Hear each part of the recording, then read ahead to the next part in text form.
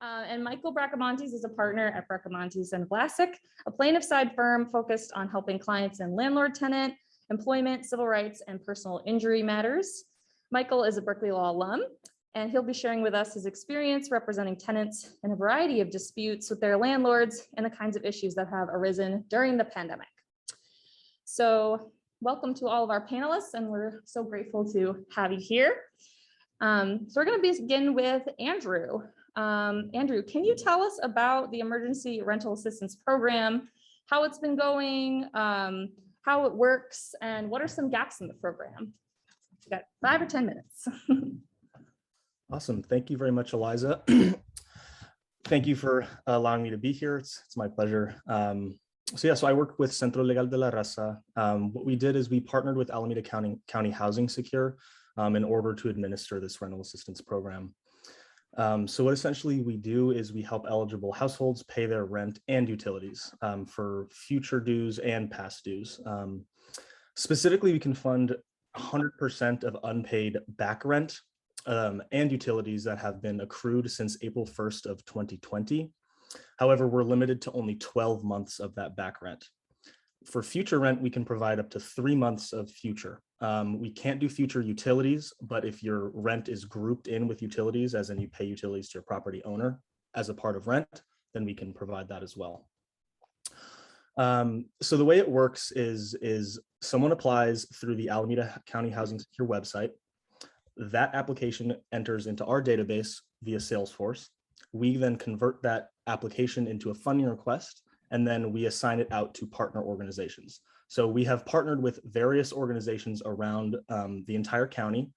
Some notable ones are Eviction Defense Center, Bay Area Legal Aid, Eden United Church of Christ, South Hayward Parish, Padres Unidos, just to name a few.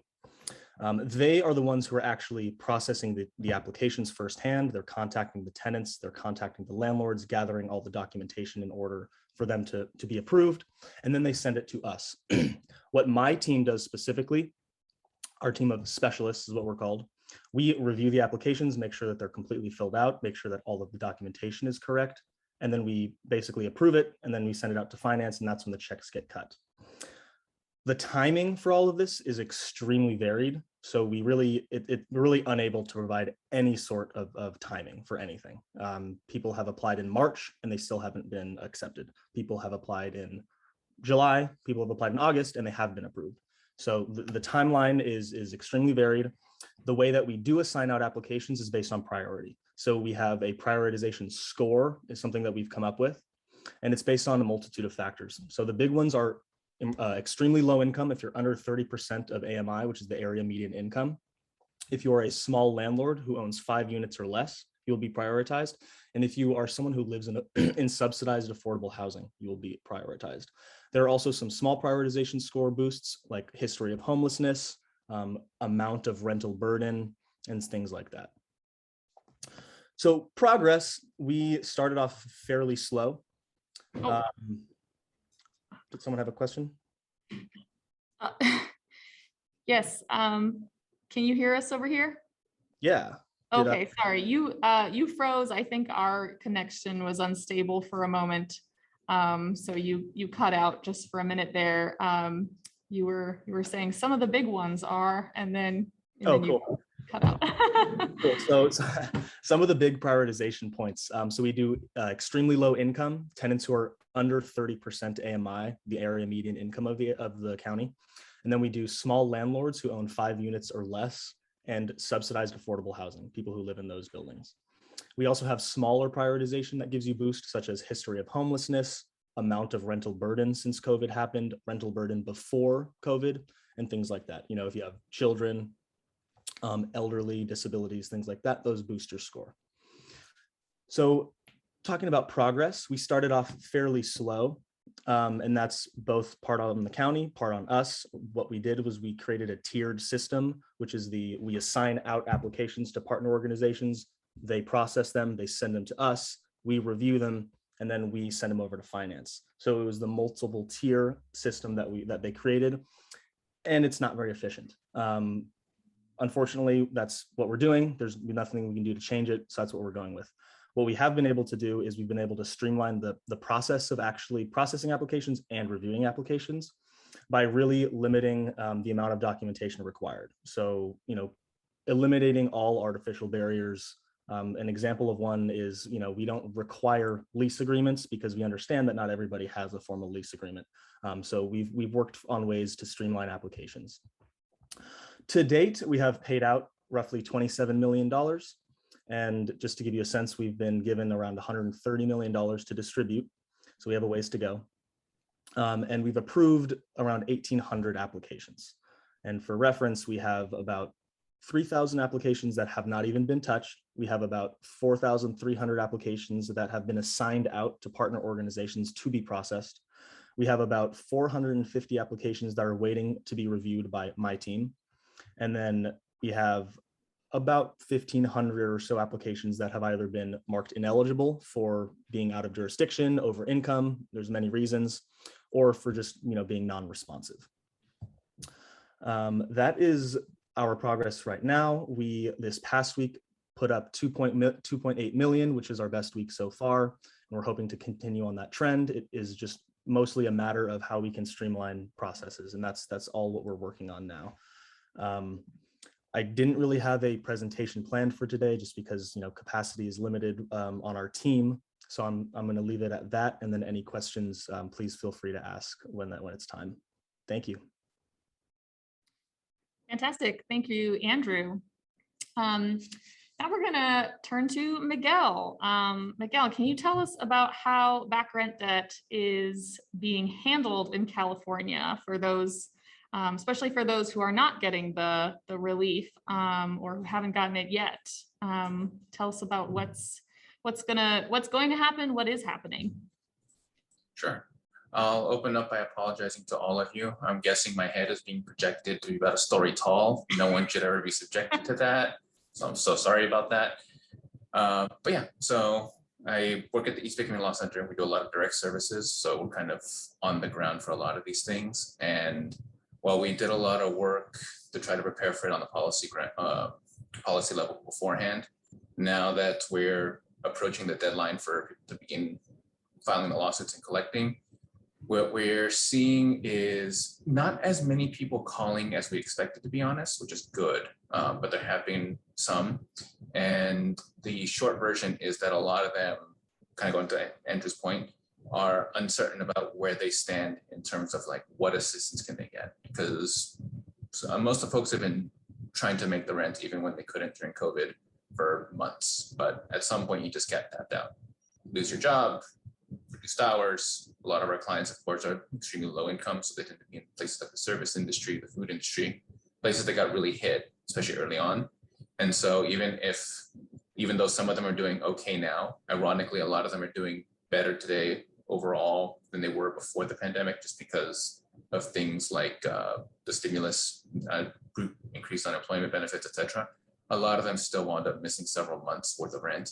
And there's just no feasible way that they can make up for that anytime soon. I'm sure all of you know what I mean when I say that your monthly rent here in the Bay Area is not something that you can make up for unless you're extremely high income.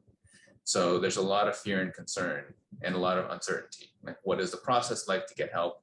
If I don't get help, what's going to happen to me?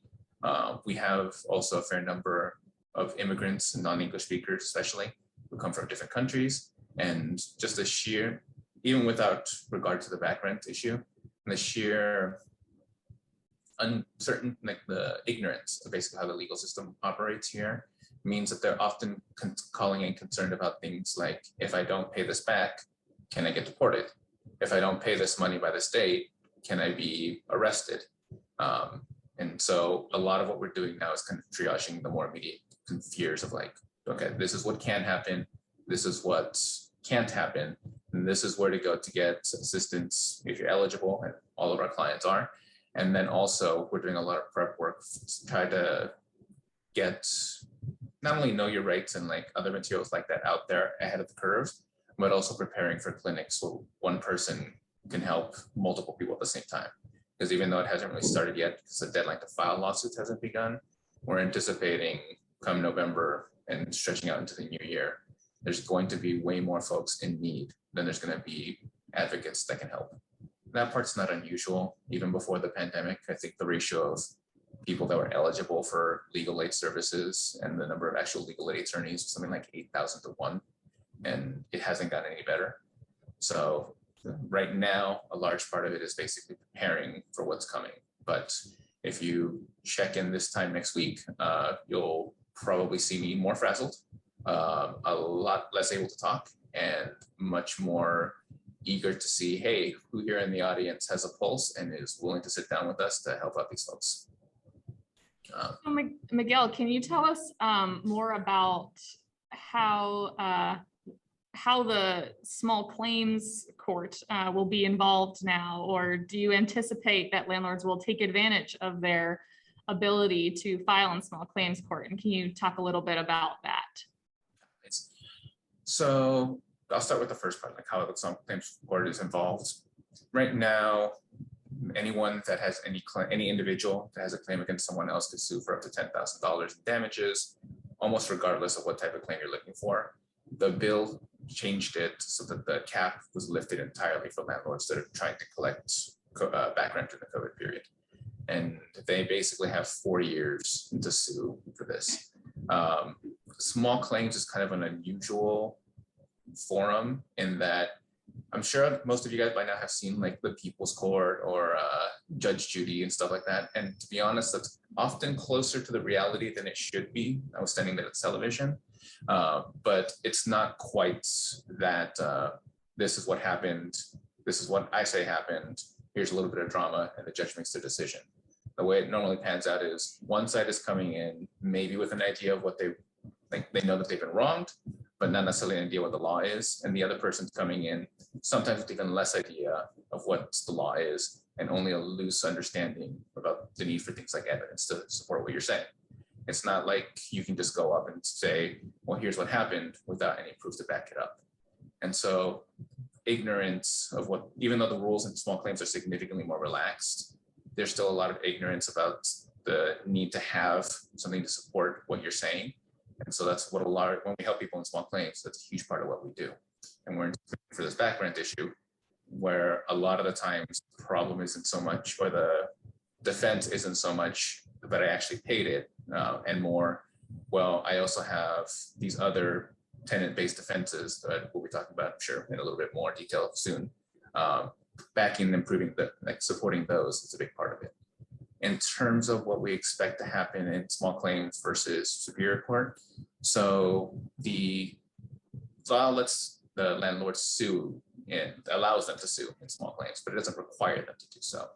And realistically, what happens with many landlords is that they may own, like there may be an individual at the head of the company owning the property, but the vast majority of tenants are in places that are run by property managers. They're corporate based effectively. And the statute didn't really change the rule that forbids attorneys from appearing in small claims. And while property managers in the past have gone to small claims on behalf of these things, realistically, the vast majority of property management companies use attorneys to file these lawsuits. And so we have seen, even though they're not allowed to do it yet, and they haven't been allowed to up for another 5 days, we've observed a couple of landlords already suing in superior court in the past couple of months to try to collect these types of debts. And to be honest, my personal expectation is that the majority of these lawsuits are going to be in superior court still. That said, we also anticipate there's going to be such large absolute numbers that even if you're talking about like a 90-10 split, like 10% in small claims still is going to probably translate to thousands of cases statewide. Sorry, Liza, I didn't mean to cut you off. No, that was great. Thank you. All right, well, let's turn now to Michael, who's in person. He's going to tell us about what's been going on for renters during the pandemic and what kinds of issues have you seen in representing your clients? Yeah, thanks for having me, Eliza and Ed and the clinic. My name is Michael Bracamontes. I've got a private practice. Aside from doing tenant side stuff, we do employment law, racial discrimination, sexual harassment, and police brutality, police misconduct. So when tenants come to me and they've got maybe a concern that an eviction is about to occur, we kind of flip the case on its head and take the offensive as often as we can. And we file a affirmative lawsuit against the landlord. Oftentimes there's habitability issues or some type of harassment, illegal rent increases. A landlord may not be dealing with a nuisance tenant because they want the tenant who's coming to see me to move out because they're in a rent controlled space. So there's usually something going on with the landlord-tenant relationship that you can file an affirmative action on. And the reason that's important is because when landlords get sued, oftentimes it's like getting in a car accident for them. They give the lawsuit over to their insurance company. An insurance company hires or assigns an adjuster, and then they hire an outside law firm. There's a panel of defense firms, and they pick one, they hire them to defend the case. So ultimately, at the end of the day, a lot of times the money to settle that lawsuit will come from an insurance company. So you can imagine when a landlord goes to see a savvy landlord attorney, a lot of times the information they're going to get is, hey, Mr. Landlord, Bracamontes just filed a lawsuit against you. Maybe hold off on filing any eviction because you're going to have to pay me, landlord attorney, an hourly rate to try to evict this tenant. And I don't know if I'm going to win because Michael's on the other side causing problems. It may be best just to let your insurance deal with this problem. And there's going to be insurance money on the table, and maybe you can finagle some type of buyout at the end of the day. And so we've used that strategy a lot to help keep tenants in their property or in their space longer, put some money in their pocket if they decide to move out at the end of the case, and they don't have to. It's going to be up to the tenant and the landlord at the end of the day whether they want to agree to something like that. But it's a way to think about how to address the problem that somebody shows up to your office with, not just, okay, I'm scared of an eviction. Can you help me defend that? There may be more creative ways to get them out of their predicament than just playing defense the whole time.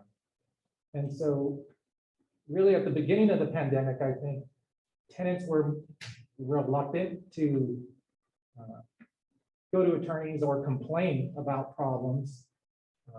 I think even with the Department of Building Inspection and inspectors going out to properties that, well, one, they weren't doing it because of COVID, but two, I think people who were behind in rent were afraid to complain because, hey, I'm not paying rent, so what right do I have to complain? But as the COVID pandemic stretched on, you can only go without heat for so long, or if your ceiling's leaking when it rains, or you've got a huge mold problem, those things are going to require attention for health and safety reasons, whether you're up to date on rent or not.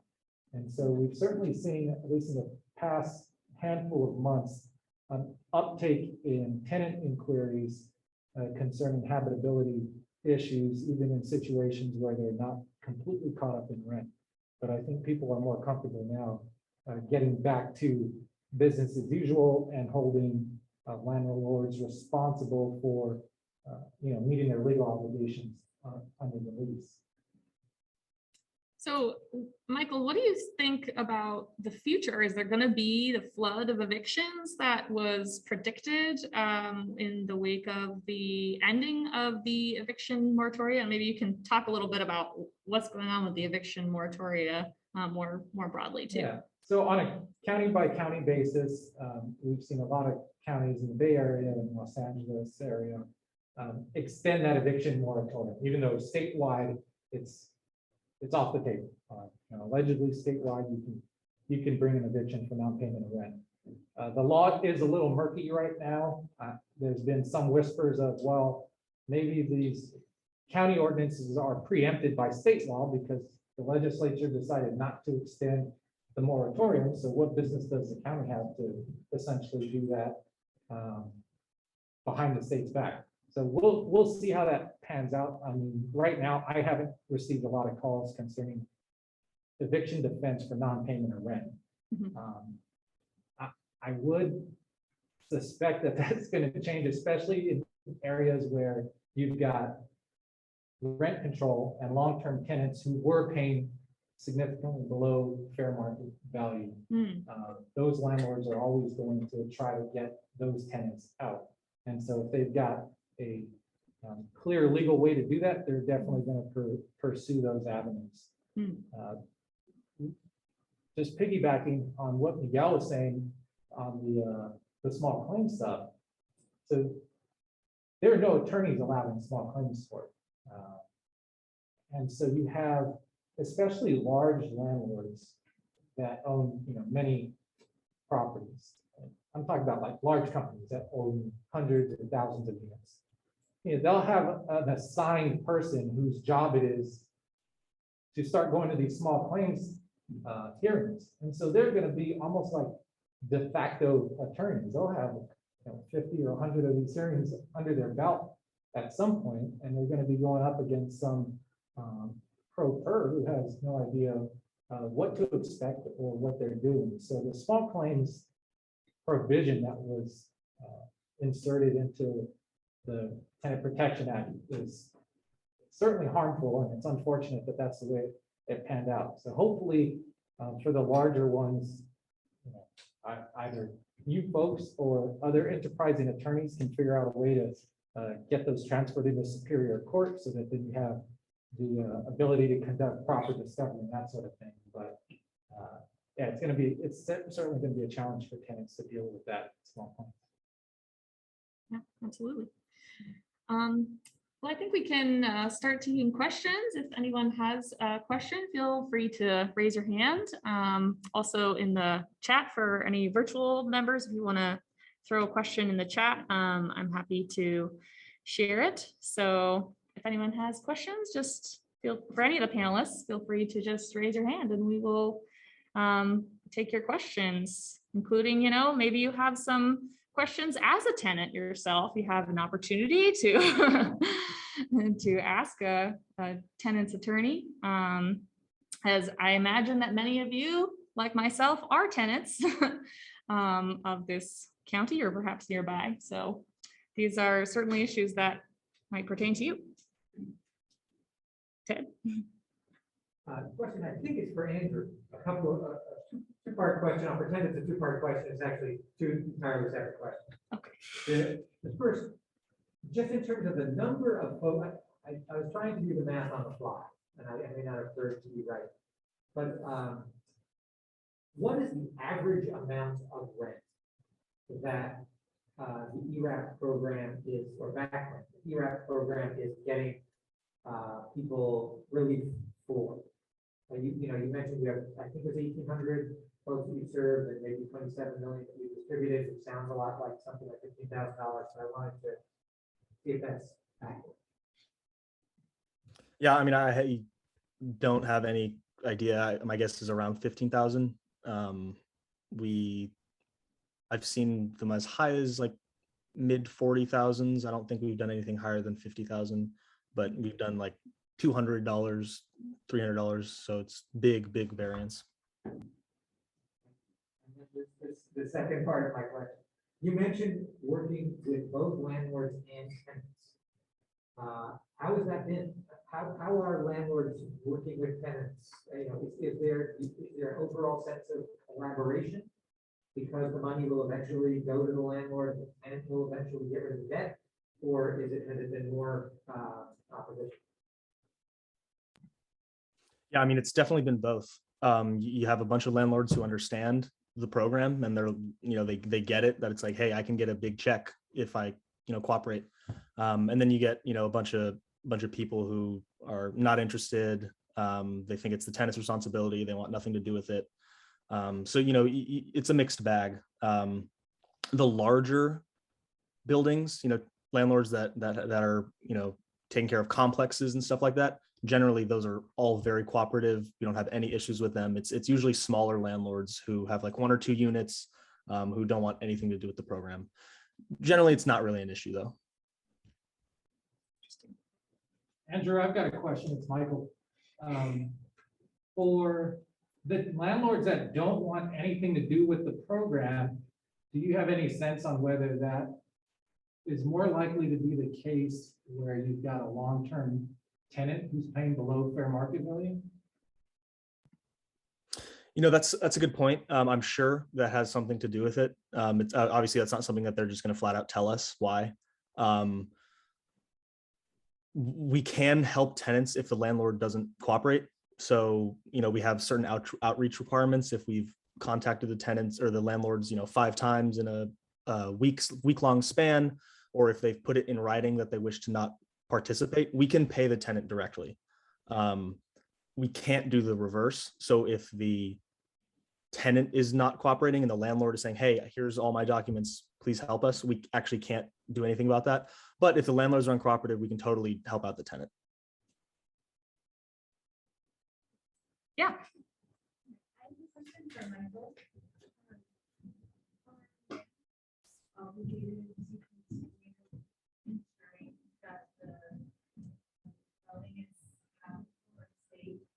Even if rented back in the event that obligation on the lease, or is that really just depend on what?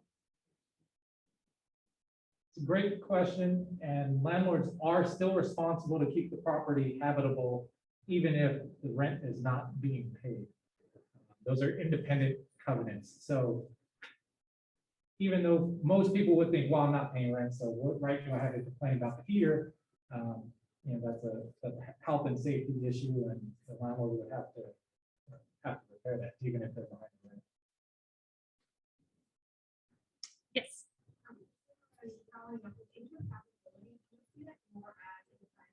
So say you're involved in the board and you're trying that part of the sign transactions or something that you would bring affirmatively a separate case in here.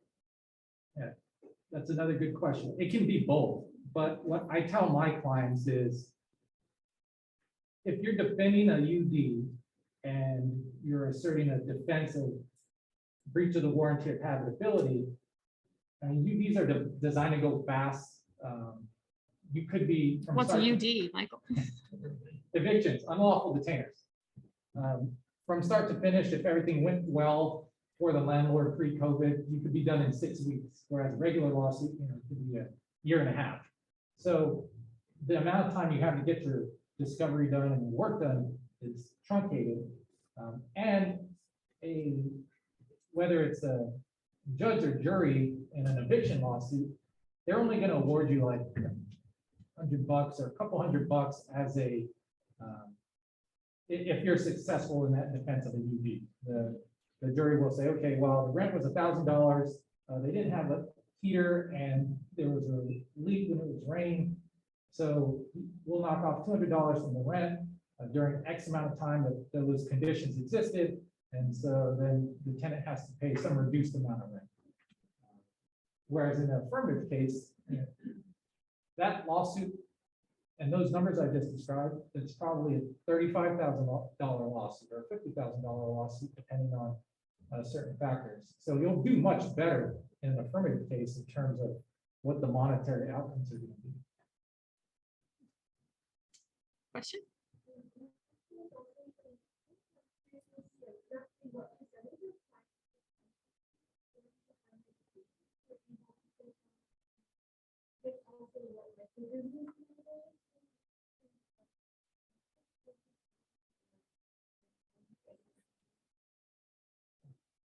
Another good question, and it's the business model question is a question that we probably don't discuss enough or ask about enough as law students and instructors. So yes, all of our cases are on contingency. We only get paid if we're able to recover something at the end of the day. If you go all the way through trial and you win, then you can recover attorney's fees from the other side. But generally, if you're settling short of trial, then you're going to take a percentage of whatever you're able to settle the case for. And in terms of how many cases we take versus contacts, I would say we pass on 96% of the cases, maybe 98%. There's just, we get so many calls and so many emails, and it's tough to sift through. I mean, we're a pretty small firm. There's only 3 attorneys right now and full staff. So, you know, we do what we can.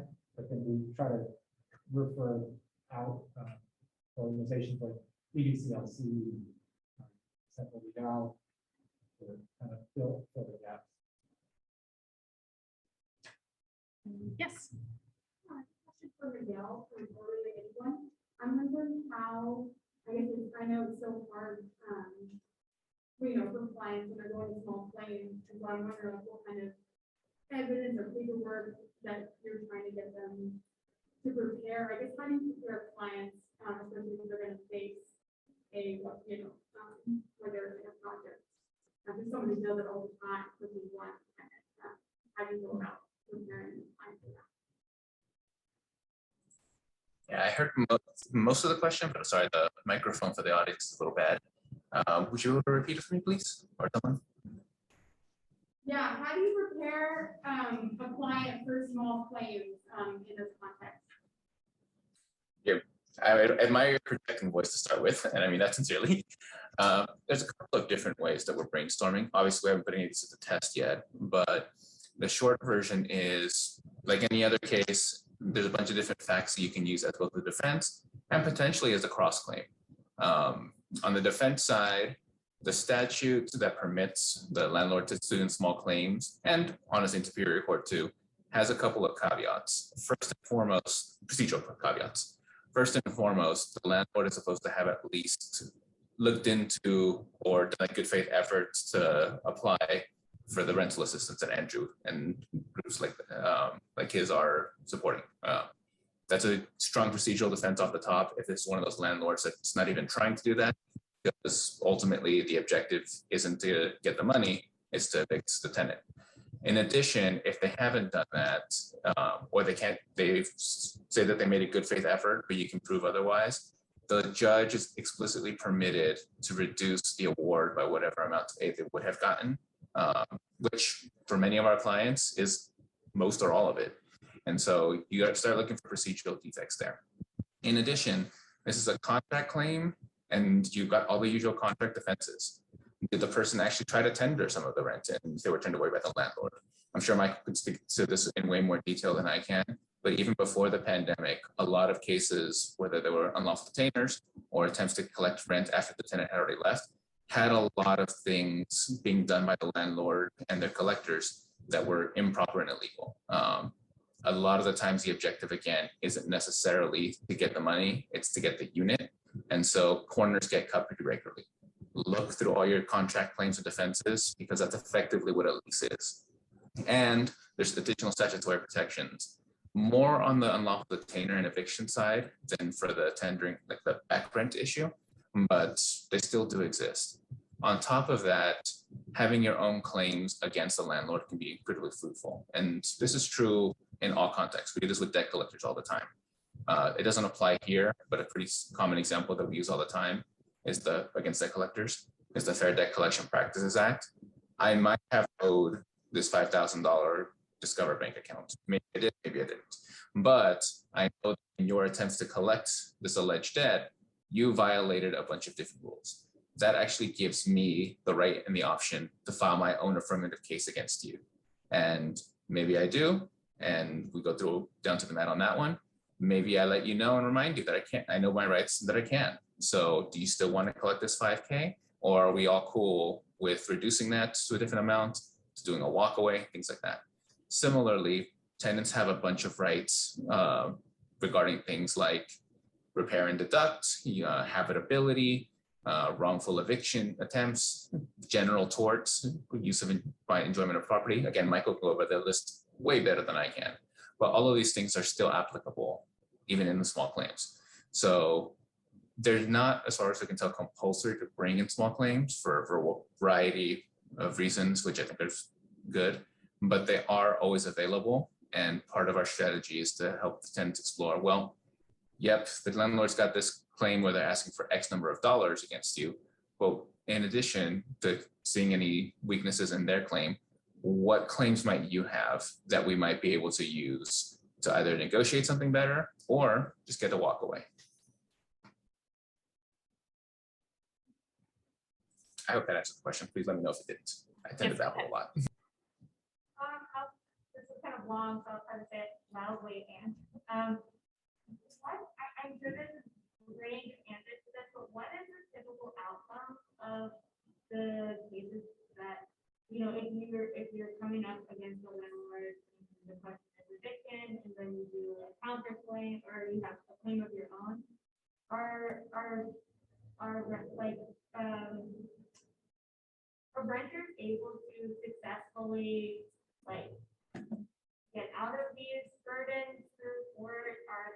Are we finding that they're typically having to, that eviction is now going to be very common, or that there's going to be some sort of, payment plan? What are the outcomes of the rent cases? Again, apologies to the audio quality on my end, but as I understand it, the question was what are the outcomes for some of the tenants' defenses and cross claims? Is that a fair summary? Or actually, I don't even know if the question was for me. I apologize if I'm stepping on anybody's toes. Yes, that was basically the question. How have the outcomes been for these renters who are bringing cross claims against landlords? Michael, do you want to address that? Sure. So if you've got legitimate habitability claims and a long-term tenant, they're going to get paid somewhere between $50,000 and $100,000, and I tell my clients you can use that money to move, or if the landlord wants you to move out, then they're going to have to come out of pocket in addition to whatever the insurance is putting up to settle the case, because those are two different issues. So I leave it up to my clients whether they want to stay or move.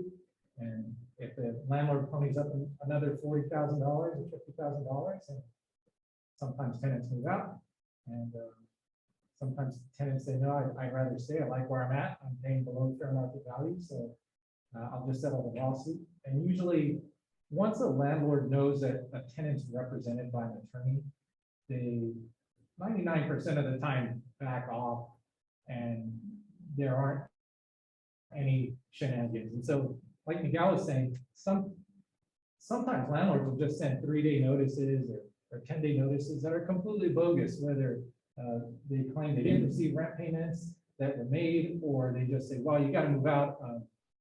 My second cousin is gonna move in, or it just might say move out, no reason given. And a lot of times they just want to see if maybe the tenant will move out without doing any research or contacting an attorney. And that happens plenty of times. So it depends on whether the tenant's going to take the time to fight back. Who they get at the end of the day is gonna matter. And I would say if you've got habitability issues or some type of bad action by the landlord, you're going to be okay at the end. Yes. Slightly outside the scope, I'm wondering about the insurance industry's reaction to this, and what if lasting impact.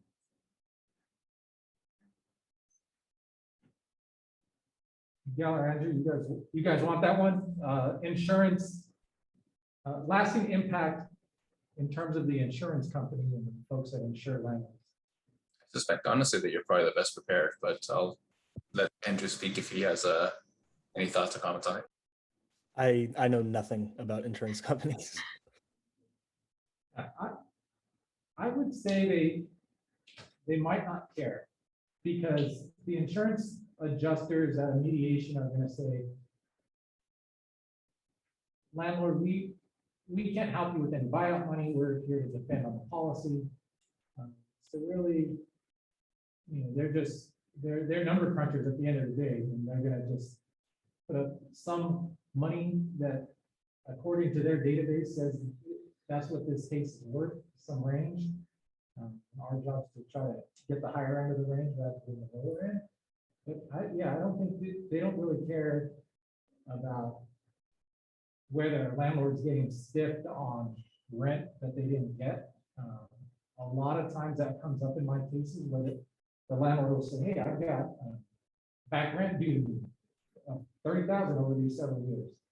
And the insurance adjuster and insurance defense attorney are going to say, well, if you want to file a cross complaint in this lawsuit, you're going to have to hire somebody to do that. We're not doing it. We're just defending on the policy. We're defending its habitability, contract claims that the tenants brought. So yeah, I don't think they're going to care one way or another. They care about minimizing risk and paying their claims and making money. They're not really too interested in making sure that the landlord is made whole at the end of that litigation process. And one more thing I'll add is a lot of times, if there's a claim that's not covered in the lawsuit, mold's a good example, or carbon monoxide or lead, the insurance company starts leaning on the landlord saying, you've got to come out of pocket to cover some of this lawsuit because these are not covered claims. Depending on the shadiness of the insurance company, they may have an in-house counsel that's defending the lawsuit and leaning on their insured, who they supposedly have a code fiduciary duty to, right? The landlord and the insurance company, in-house counsel for the insurance company. And then they start telling the landlord, hey, you got to come out of pocket $20,000 to $40,000 to help settle this. So no, they don't usually have too much of a bleeding heart when it comes to land. All right, we'll take one more question. Go ahead. I think this is a question for Andrew. It sounds like earlier in the talk, it sounds a little bit like there is, you all are having trouble meeting the demand that's being requested. And I'm wondering if there are legislative or policy solutions that you think would have worked better, or solutions within your organization that might help with it. Sounds like the backlog that you have. Yeah. I think there's things on both sides that could have been done differently. I think the tiered system that we created just in itself is inefficient. We aren't the ones that are directly partnering with these organizations. They're partnering with the county, just like we are. And then the applications get sent to us. So we aren't necessarily, we have no jurisdiction over these partners. So essentially it's up to the county to make sure that they're up to speed and they're doing what they need to be doing adequately. And that's not really happening. And then on the other side, we are a little bit understaffed. They keep hiring processors who keep sending in applications to us, and we don't have the capacity to do them as they come in. So I think there are some budget things that need to get worked out. Documentation requirements, that's certainly something that we have changed. We're a lot less stringent on what we require. We're a lot more flexible than when we first started this program. So that's definitely something that we've used to streamline. But I think on both sides, things need to not change, but we just need to do things more efficiently. Thank you. So before we wrap up, Michael, can you tell us about your course you're going to teach in the spring? Yes, I'll even stand up for that. Okay. I'm teaching a housing litigation and policy course next semester, 2 units once a week on Thursday afternoons. So if I was remotely interesting today, I will be even double interesting next semester. Thank you. Well, thank you so much to all of our panelists. Thank you to all of you for coming. Let's give panelists a round of applause.